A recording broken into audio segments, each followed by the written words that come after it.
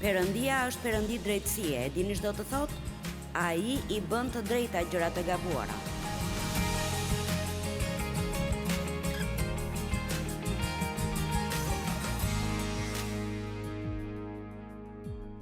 Disa citime mbi hidhësin, mohimin e gjëra si këto.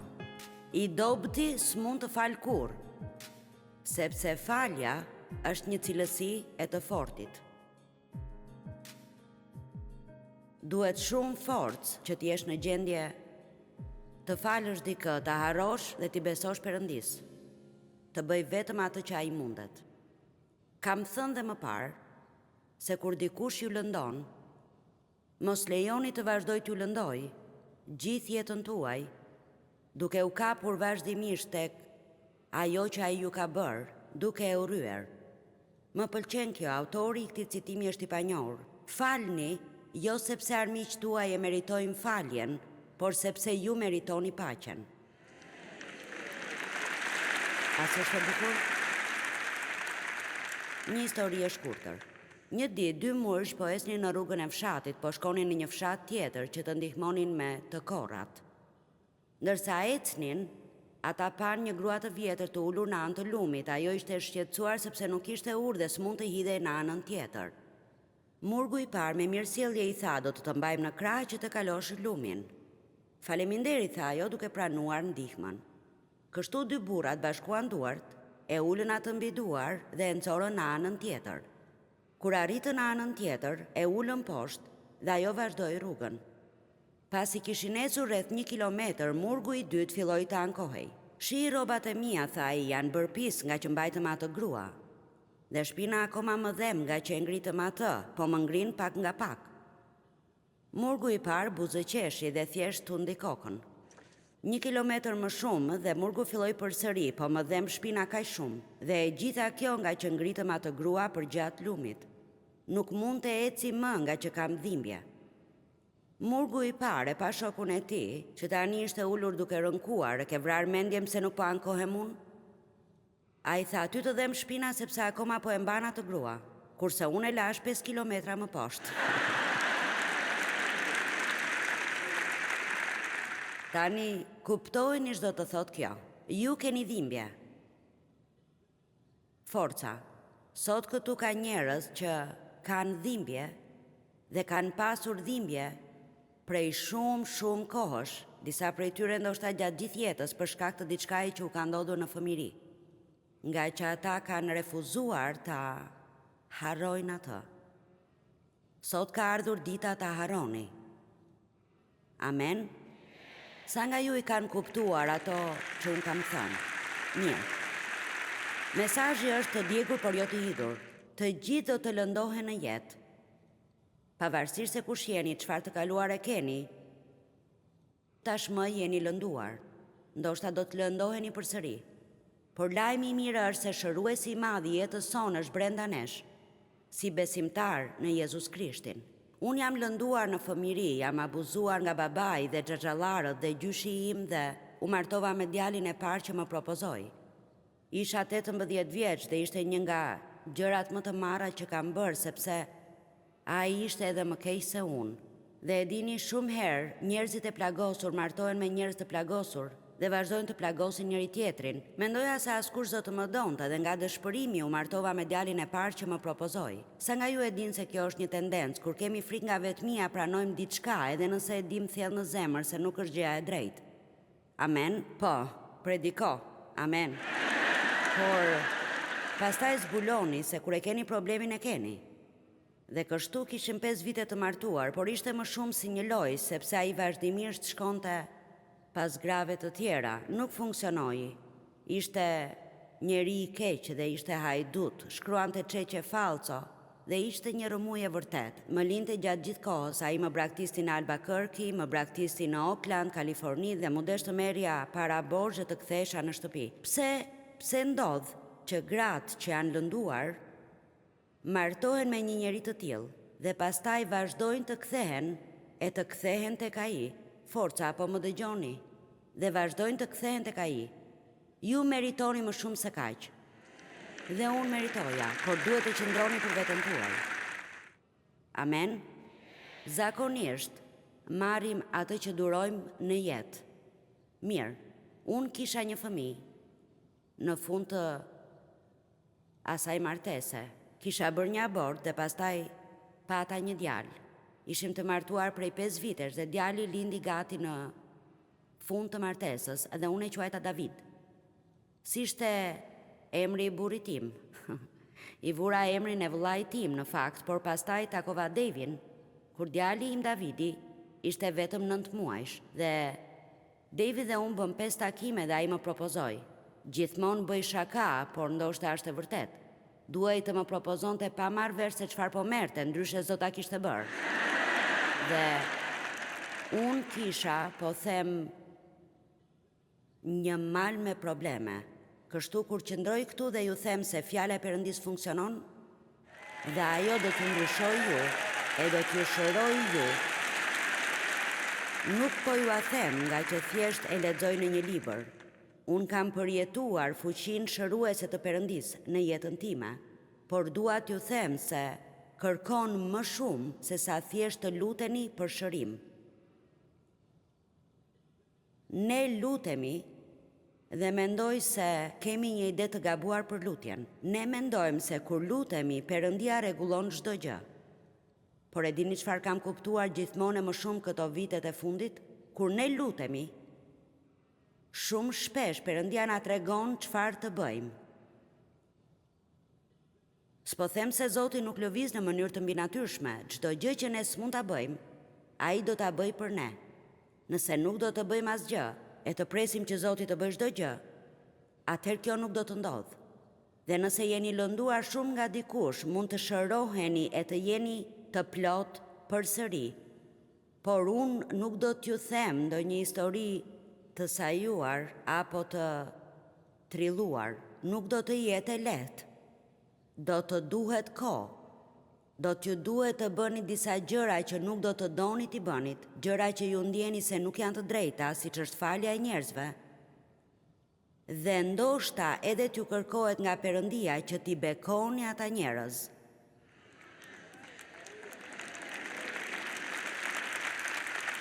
Dëgjoni, thelbi është se fakti që dikush ju trajtoi keq, s'do të thotë se tani ju keni leje ta trajtoni keq atë person.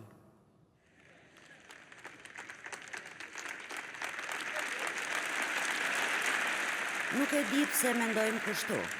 Perëndia kur s'na thotë që t'u japim të tjerëve atë që ata na kanë dhënë. Ai gjithmonë thotë t'i trajtojmë ashtu siç duam të na trajtojnë. Dhe ndonjëherë duhet ta trajtojmë mirë dikë për një kohë të gjatë, derisa ai të na trajtojë mirë, por ka mundësi që edhe të mos e bëj asnjëherë. Por çështja është se numri i viteve që kemi këtu në tokë është shumë i limituar. Nuk mendoj se e kuptoni kur jeni 20 apo 30 se sa shpejt do të bëheni 60, 70 dhe 80. Amen. E dini, jeta ime është kam jetuar shumicën e saj. Dhe po ju them diçka, unë do të dyfishoj gjithçka dhe kam vendosur ta zemëroj edhe më shumë djallin në këto vite që më kanë mbetur.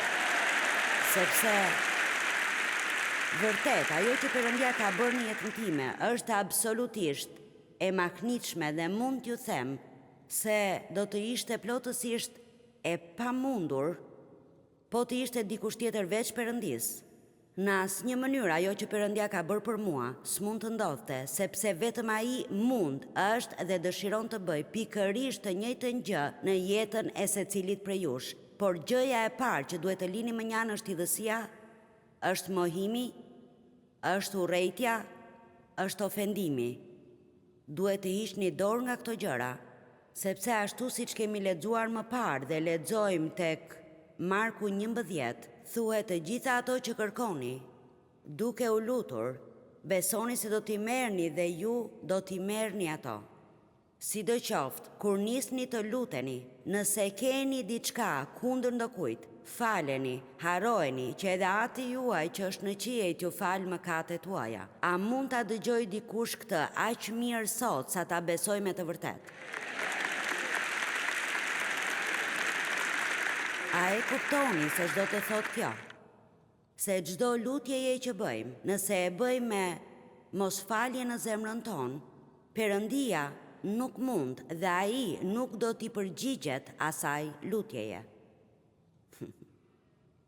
Ndonjëherë lutemi që Perëndia të ndryshojë dikë dhe e urrejmë atë ndërsa i kërkojmë Perëndisë ta ndryshojë. S'mund ta doni dikë ashtu siç doni ju të jetë, duhet ta doni në atë pikë që është. A më dëgjuat?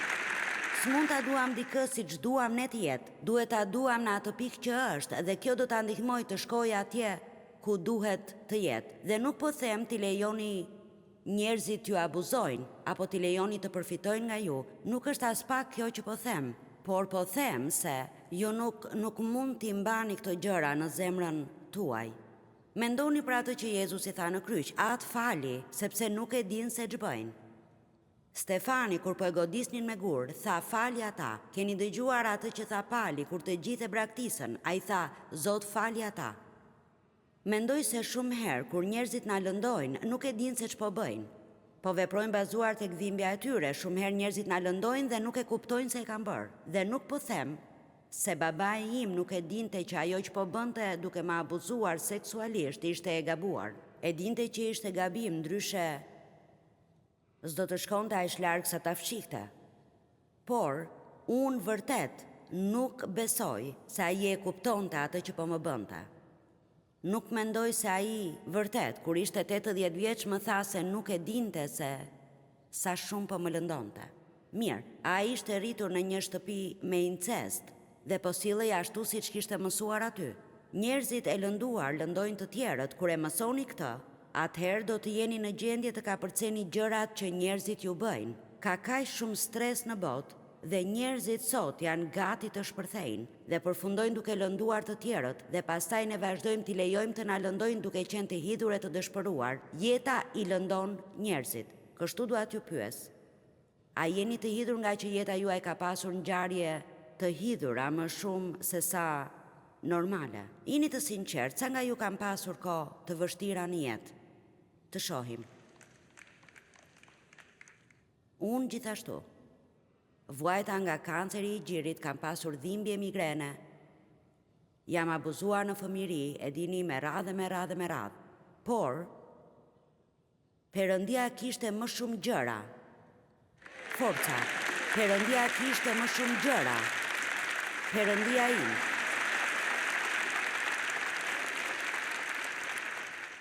Po ju them diçka. Jeta nuk është e drejtë, por Perëndia është. Jeta nuk është e drejtë, por Perëndia është dhe djalli do t'ju lëndoj me çdo mënyrë që mundet ju lëndoj, sepse të jemi të sinqert, ai ju urren. Ai urren të gjithë ata që e duan Perëndin, sepse ai urren Perëndin. Dhe në momentin që ju vendosni se do të ndiqni Jezusin, armiku do t'ju ndjek nga pas që atë ditë në vazhdim. Do të keni pushime, lavdi Zotit që kemi, por kur ai e tundoi Jezusin në shkretëtir për ato 40 ditë e 40 net, historia është tek Luka 4, dhe aty na thuhet se ai plotësoi ciklin e tij të tundimeve. Forca tani, a ndjeni sikur ju ndodhin gjërat njëra pas tjetrës? E dini, pasi ai kishte plotësuar ciklin e tij të tundimeve, ai u largua për të pritur për një kohë më të volitshme. Mendoj se është interesante. Duhet të bëhemi më të zgjuar, të kemi kujdes e të lutemi, dhe kjo do të thotë të mësojmë për mënyrat se si armiku vepron aq sa ta kapim me njëherë. Pjesa më e madhe e betejës sonë është në mendje. Jeta s'është aq e keqe nëse mësojmë ta shohim atë me njëherë.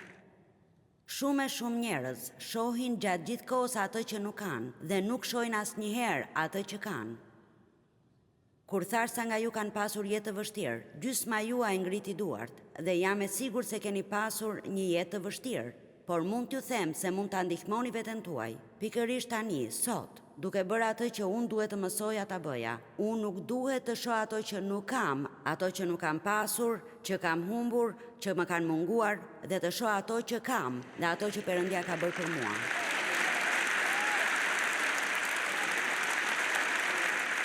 Ndonjëherë ende pyes veten, madje dje po mendoja si do të ishte po të kisha një nën dhe një baba që vërtet të më donin. Pyes veten si do të ishte të kisha një baba ku të shkoja për këshilla, apo një mama që të qëndronte për mua. Pyes veten si do të ishte po të kisha një motër me të cilën të rija. Apo si do të ishte po të isha vërtet fëmijë. Fëmiria ime u vodh, unë s'arrita kur të isha fëmijë. Por e dini çfarë? Perëndia më ka kthyer fëmirinë time në vitet e mëdhenshme të jetës.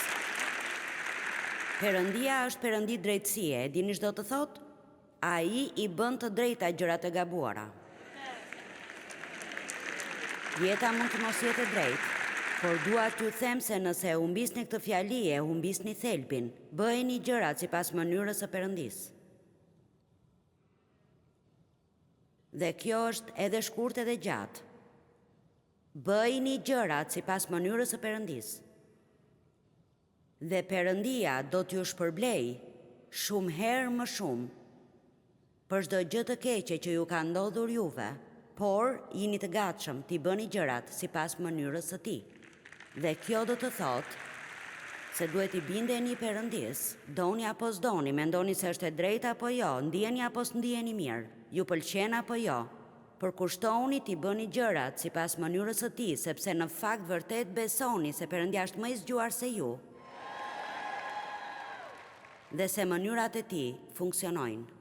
Dhe kur të largoheni prej këtej, shpresoj dhe lutem që me anë të hirit dhe mëshirës së Perëndisë, asnjë person të mos largohet prej këtej dhe të marrë hidhësinë dhe zemërimin dhe mosfaljen me vete, por që t'i lërë mënjan të largohet prej tyre, t'i harrojë ato dhe t'i hyj punës për të shijuar jetën plotësisht.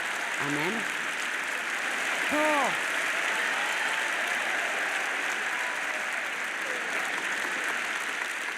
Psalmi 37. 10 vargjet e para do t'i lexojmë. Mos u dëshpëro prej njerëzve të këqinj.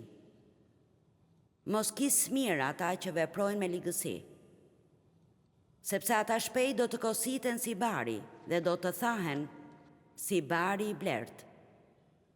Ki besim, siguri dhe mbështetu tek Zoti dhe bëj të mira. Wow, nuk e di nëse e dini se sa i rëndësishëm është vargu 3 tek Psalmi 37. Unë e kuptova këtë disa vite më parë dhe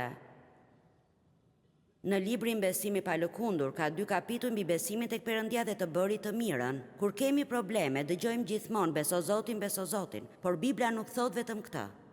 Beso Zotin dhe ndërsa i beson atij, zemëroje djallin sa më shumë të mundesh, duke qenë sa më i mirë që të mundesh me sa më shumë njerëz të mundesh.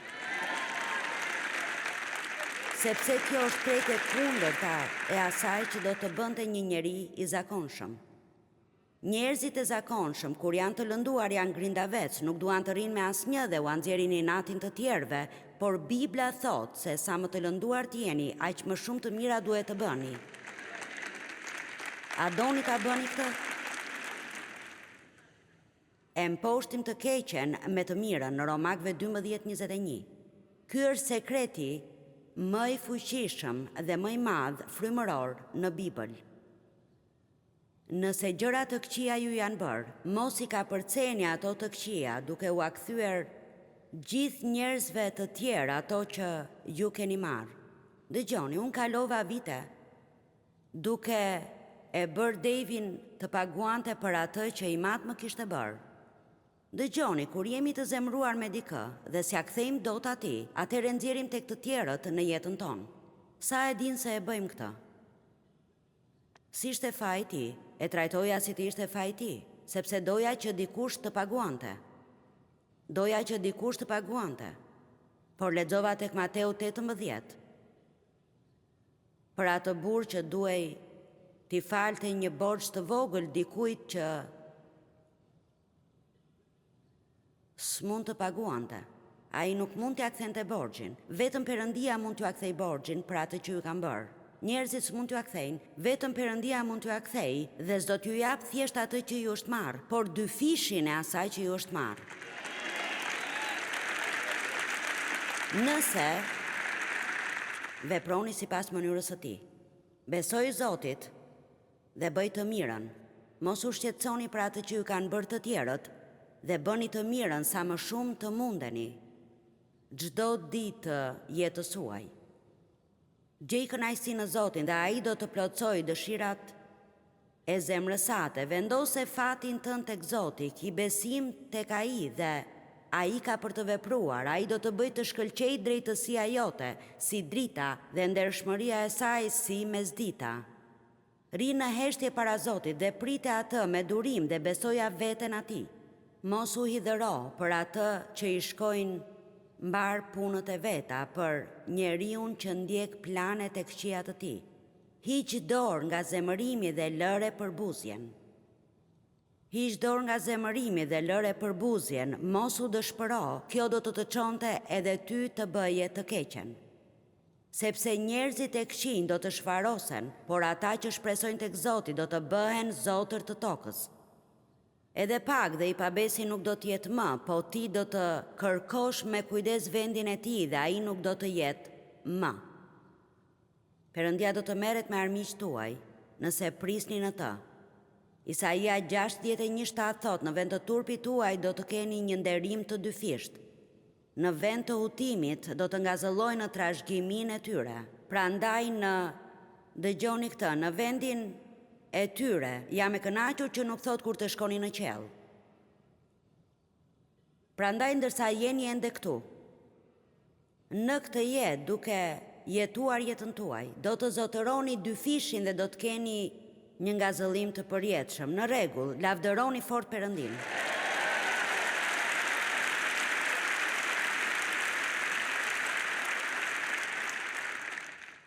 Sa herë që merreni me armiqtë tuaj, ashtu siç Perëndia ju thotë të merreni, tani më dëgjoni, do të ketë një shpërblim në jetën tuaj. Sa nga ju e kanë parë këtë, keni falur dikë që ju ka lënduar dhe keni parë se si Perëndia ka bekuar jetën tuaj për shkak të kësaj. A keni parë ndonjë që të vi tek Perëndia nga që ju keni qenë të gatshëm ta falni dhe i matu shpëtua, jo deri në 83 vjeç, por djalli nuk e mori atë. Amen, amen. Tek Marku 4:17 thuhet se shumë u skandalizuan nga vështirësitë. Këta janë njerëz që nuk kanë rënjë të thella. Ata dëgjojnë fjalën dhe u duket e gëzueshme derisa duhet ta zbatojnë. A nuk është i mirë mesazhi im sot? Është aq i mirë sa do të duartrokisni për të, por se disa do t'ju pëlqej kur t'ju duhet ta zbatoni në jetën tuaj. Ashtu është, ne mendojmë se është i mirë kur e dëgjojmë, por kur duhet ta vëmë në zbatim fillon dhimbja e vërtet. Atëherë kur ju ndodh juve, o sa e lehtë është t'ua predikosh të tjerëve.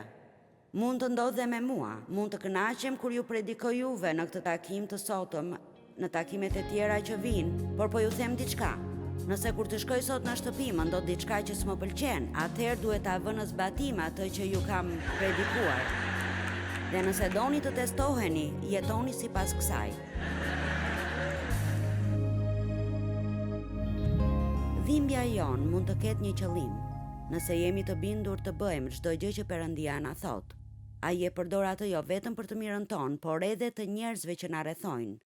Le të bëhet dhimbja juaj fitimi i dikujt tjetër.